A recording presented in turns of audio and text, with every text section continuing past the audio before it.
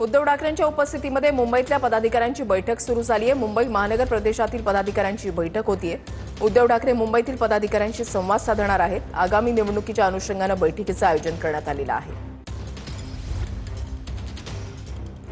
निवृत्ती बाबर आमचे प्रतिनिधी या संदर्भातली अधिक माहिती देतील। निवृत्ती,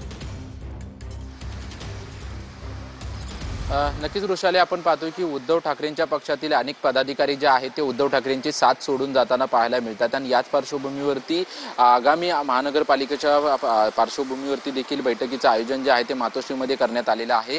मुंबई महानगरपालिकेचा आढावा आतापर्यंत उद्धव ठाकरेंकडून घेण्यात आला होता, परंतु त्या आजूबाजूच्या महानगरपालिका आहेत त्यामध्ये ठाणे महानगरपालिका असेल, नवी मुंबई महानगरपालिका, मीरा भाईंदर महानगरपालिका, वसई विरार महानगरपालिका या महानगरपालिका क्षेत्रातील सर्व प्रमुख पदाधिकाऱ्यांना जे आहे ते मातोश्रीवरती बोलवण्यात आलेलं आहे आणि या बैठकीला जे आहे ते आता सुरुवात झालेली आहे।